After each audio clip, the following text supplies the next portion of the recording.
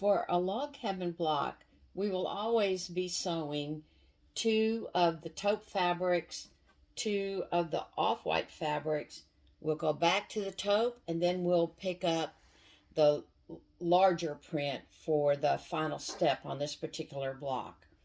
So we are going to pick up the smaller print of the off-white fabric and place it with the right side up underneath our foot.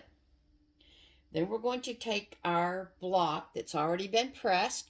Remember, all the seams were pressed away from the center, so they're pressed up. This is the last seam we did. We know that because it is longer than this seam.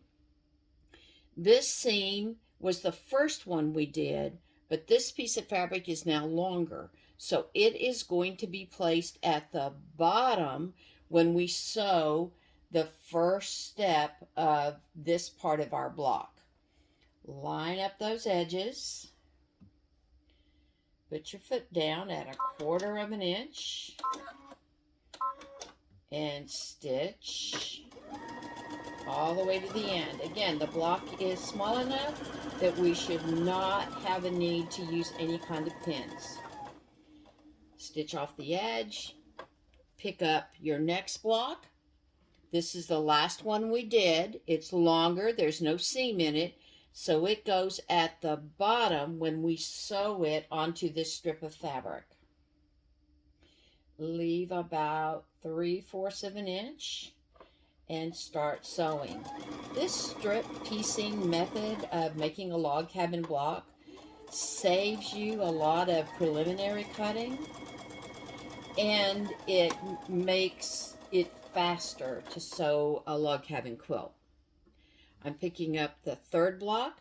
This is the last one we did. It's the longest, so it is going at the bottom when I sew it to the strip. I'm leaving a gap,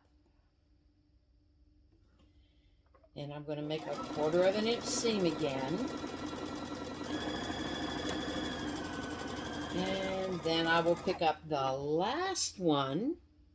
Again, the longest one, the last seam we did, will always be at the bottom. 1/4 of an inch seam. Stitch off the edge of the block. Trim. And take it off the machine. So now we are going to trim between each of our blocks, just like we did with the previous two steps. We're going to press these blocks again, always pressing towards the top and not to the center.